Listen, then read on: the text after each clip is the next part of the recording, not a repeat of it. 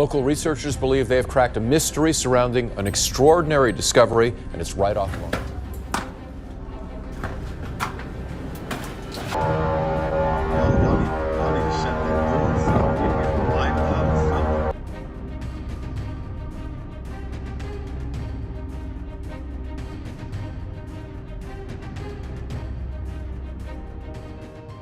What just happened beneath the Euphrates River is sending shockwaves far beyond the Middle East, forcing archaeologists, theologians, and researchers to confront a discovery that feels less like history and more like a warning. As water levels recede and ancient ground is exposed, sealed chambers, unexplained artifacts, and symbols long buried in myth are emerging into the light. Some call it coincidence. Others call it prophecy unfolding in real time. Tonight, we examine the evidence carefully, piece by piece, and ask the question no one wants to voice aloud.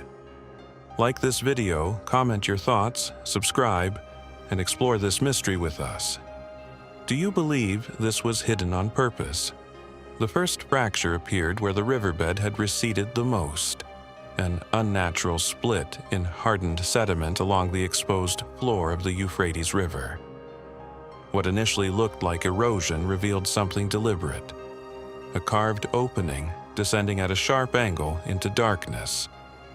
When researchers cleared debris from the entrance, they confirmed tool marks cut directly into bedrock. This was not a collapsed cavity, it was engineered. The passage slopes downward nearly 12 meters before expanding into a vast subterranean chamber.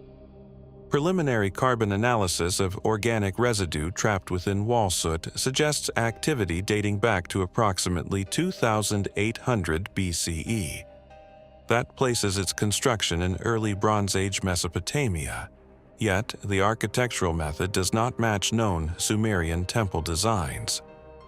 There are no ziggurat foundations, no offering altars typical of documented worship centers. Instead, the structure feels isolated, concealed, intentionally hidden beneath the river itself. The chamber walls are carved with repeating humanoid figures unlike conventional Mesopotamian iconography. Each figure stands elongated, skeletal, with exaggerated limbs. The most disturbing detail lies in the eyes, two pupils etched within a single almond-shaped socket. Crowning each head is a serpent-like diadem, curved, layered, almost alive in form. While some researchers cautiously reference similarities to Anunnaki depictions, the proportions are distorted, stripped of divine regality, and replaced with something severe, almost restrained. At the chamber's center lies a circular depression surrounded by 4 carved trenches leading outward like channels. No throne, no statue. A no offering remains. The layout directs attention downward, as if the focal point was not something elevated, but something contained below. Local oral tradition includes a recurring phrase recorded by regional historians decades earlier. When the river retreats, the eye of the buried one opens. At the time, it was dismissed as metaphor. Now, the wording appears alarmingly literal. The entrance was invisible for centuries, sealed by sediment and water pressure. Only as levels dropped did the eye emerge. The primary question dividing investigators is direct. Was this a temple built for worship or a structure designed for confinement? The Book of Revelation references 4 angels bound at the Euphrates. That text is theological, not archaeological. Yet the geographic overlap is impossible to ignore. If this chamber was meant to honor something, evidence is absent. If it was meant to restrain something, the design begins to make sense. Approximately 40 meters from the primary subterranean hall beneath the Euphrates River, a narrow side tunnel opened into a sealed cavity recently exposed by falling water levels. At the center of that space, resting on a flat stone pedestal, investigators documented a single object, an enormous metallic ring. Its diameter far exceeds normal human proportions. Even trained field researchers required both hands to lift it. The weight feels disproportionate to its thickness, indicating unusual density. Surface examination shows minimal corrosion despite long-term submersion conditions. No engravings, no inscriptions, no recognizable Mesopotamian symbols. The exterior remains smooth, almost intentionally unmarked. The object was not discovered in rubble. It was not wedged in sediment. It was positioned precisely at the chamber's center.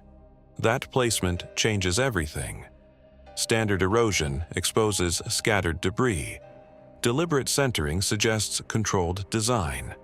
The pedestal beneath the ring contains visible circular abrasion patterns, indicating repeated rotational movement over time. The ring was handled, it was turned. It served a function beyond ornamentation. Genesis 6:4 states clearly, "The Nephilim were on the earth in those days, and also afterward, when the sons of God came into the daughters of men and they bore children to them.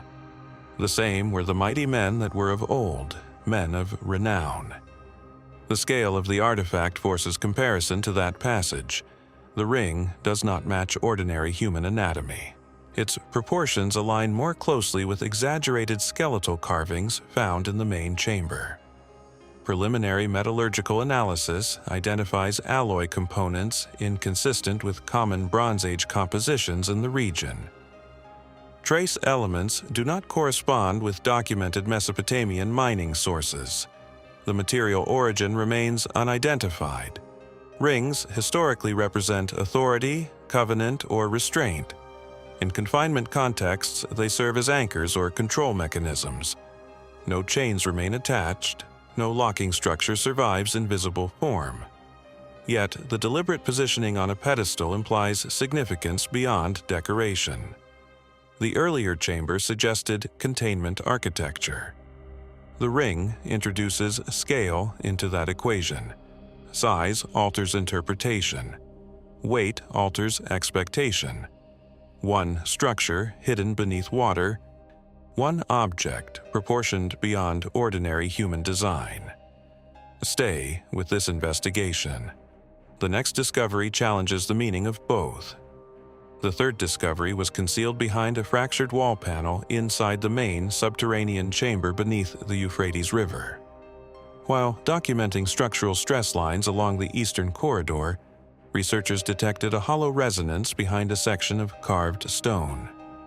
Once removed, the cavity revealed a single stone tablet placed upright, intentionally hidden from direct view. The tablet measures approximately 40 centimeters in height and is carved from dense, dark, sedimentary rock unlike the surrounding bedrock. Its surface contains layered inscriptions. At first glance, the script resembles early Sumerian cuneiform. However, closer linguistic comparison reveals hybrid characteristics.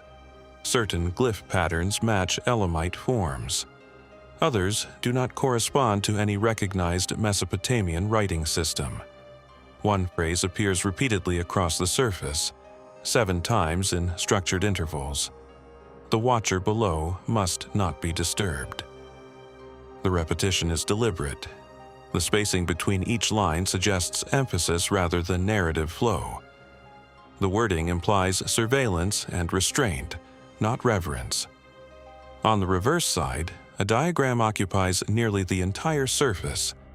It depicts the Euphrates branching into 4 distinct channels encircling a central pit. Each branch terminates in a symbol: blood, fire, air, and shadow. The fourfold structure mirrors ancient cosmological motifs, yet the central pit dominates the design. Everything radiates outward from it. At the lower edge of the tablet, a name appears: Ishkaru. No mainstream Mesopotamian deity or entity bears that name in documented historical records. It does not appear in Sumerian king lists. It does not surface in Akkadian myth cycles. Its linguistic root structure does not align cleanly with known regional pantheons. Shortly after the tablet's extraction, several field workers reported vivid, recurring nightmares involving subterranean chambers and descending spiral forms. One worker was later found standing at the riverbank before dawn, repeating a single sentence, "It's waking up." Psychological stress in excavation environments is not uncommon. Confined spaces, limited light exposure, and prolonged investigation cycles can affect cognition. Yet, the timing remains notable. No previous artifacts triggered similar reports during the initial temple survey. The tablet introduces layered implications: a watcher, a pit, repeated warnings, and an unnamed entity absent from recorded history. Unlike decorative carvings, this artifact communicates instruction. It does not describe worship. It does not recount myth. It delivers a warning. Residents along the banks of the Euphrates River began reporting something unusual just before dawn: a low-lying mist hovering above the water with a distinct pink hue. Unlike ordinary fog, this formation appeared concentrated, almost layered, suspended several feet above the surface rather than blending evenly with the air. Witnesses described it as luminous under early sunlight, subtle but undeniably tinted. Meteorological data from nearby stations recorded no significant dust activity during the reported sightings. These standard desert sandstorms produce brown or orange coloration due to iron-rich particles. This mist lacked that density. Air sampling conducted hours later showed no elevated levels of common industrial pollutants that would explain the discoloration. The phenomenon lingered longer than normal ground fog patterns in the region, persisting well after sunrise. Photographic evidence varies in clarity. Some images show a faint rose-toned band stretching across sections of exposed riverbed. Others capture denser clusters hovering directly above areas where the subterranean structures were uncovered. No consistent wind pattern explains its containment to specific zones. Historically, atmospheric anomalies have accompanied seismic shifts or chemical reactions beneath riverbeds. Certain algae blooms can create color distortions in water, though this mist appeared above the surface rather than within it. Investigators continue testing for microbial causes, yet preliminary samples show no abnormal organism concentration. Visual impact, however, extends beyond chemistry.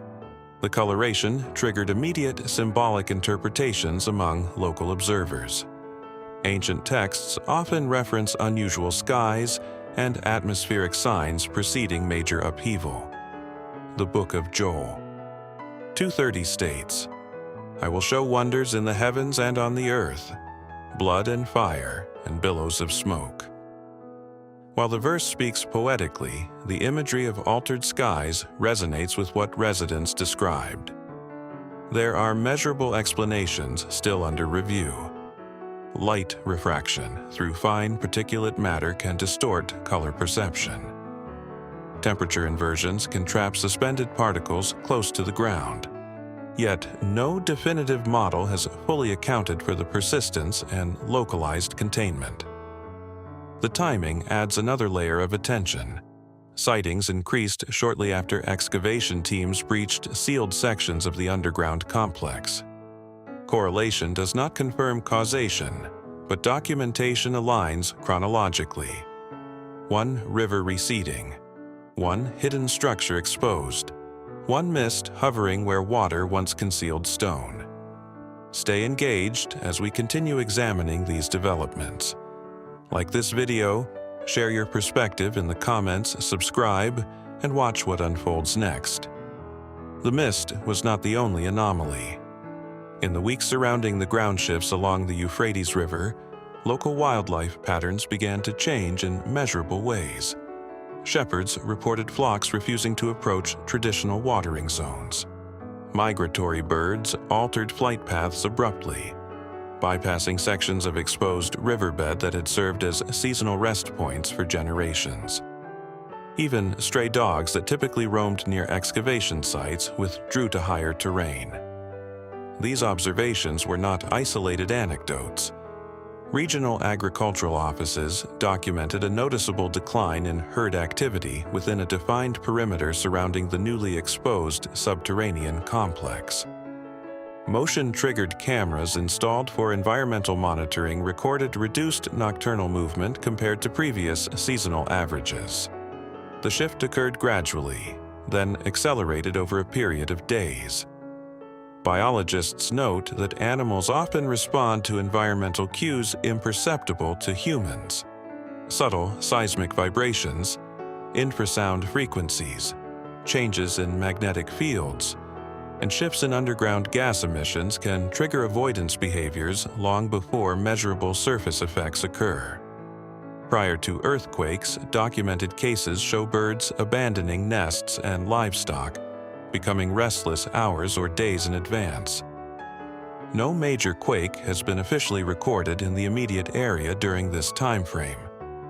However, minor subsurface tremors, below public reporting thresholds, were detected by regional sensors. Gas concentration levels remain within normal limits, though sampling continues. Ancient scripture includes a parallel often cited in discussions of instinct preceding catastrophe. In the Gospel of Matthew 24:37, it states, "But as the days of Noah were, so shall also the coming of the Son of Man be." Within the Genesis flood narrative, animals enter the ark before rainfall begins. Their movement precedes visible evidence of disaster. Instinct responds before explanation follows. Current observations do not confirm a coming event. They confirm deviation from established ecological patterns. Herd dispersal maps show clustering farther from the river corridor. Bird migration data reveals altered resting coordinates. These changes align geographically with the excavation zone rather than broader regional shifts. There is no panic among wildlife. There is absence. Absence where there was once routine presence. Environmental science continues to evaluate measurable triggers. Yet the timing remains precise. Structural exposure, atmospheric irregularity, and now behavioral displacement within surrounding fauna. Patterns emerge not through isolated incidents, but through convergence. The river recedes. Stone surfaces. Air changes tone. Animals move first. The question is not whether wildlife senses something. The question is what stimulus prompts such unified retreat. Deeper within the subterranean complex beneath the Euphrates River, investigators located a sealed circular chamber concealed behind a collapsed stone partition. Unlike the primary hall, this room was intentionally enclosed, its entrance plastered shut from the inside. Once breached, the interior revealed a continuous mural sequence encircling the walls. The artwork is not decorative, it is procedural. The first panel depicts masked figures standing in symmetrical formation around a bound human subject positioned on a raised platform.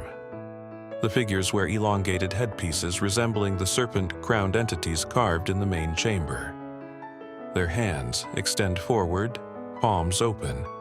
Above them, a spiral form descends from the ceiling, rendered in layered curves, narrowing as it approaches the restrained figure. The second panel portrays a separation motif. A faint duplicate outline rises from the body while the physical form remains horizontal. The third panel shows a rigid human shape merging into a stone idol. The transition is sequential, deliberate, instructional. Chemical analysis of the mural grooves detected traces of psychotropic compounds embedded in pigment residues. Burn patterns along the lower perimeter confirm repeated exposure to controlled fire. This chamber was not symbolic art storage. It was used. During plaster extraction for preservation, researchers isolated protein fragments trapped within mineral layers. Laboratory sequencing eliminated known human markers. It did not match regional fauna databases. It did not correspond to microbial contaminants. Structural modeling suggests a protein configuration predating known synthetic bioengineering techniques. The earlier orb discovered near the central altar now draws renewed attention. Its hollow core and smooth inner lining suggest containment capability rather than ornamentation. Proximity between the orb and the ritual chamber implies a functional relationship. No inscriptions in this room describe worship. No offering inventories appear. The mural sequence communicates transformation, extraction, and integration into stone medium. Combined with non-human protein residue, the findings shift interpretation away from ceremony and toward biological manipulation. The architecture contains no ventilation toward the surface. Sound tests reveal echo dampening consistent with enclosed ritual acoustics. Every structural element appears intentional. One chamber hidden beneath water. One sequence illustrating alteration.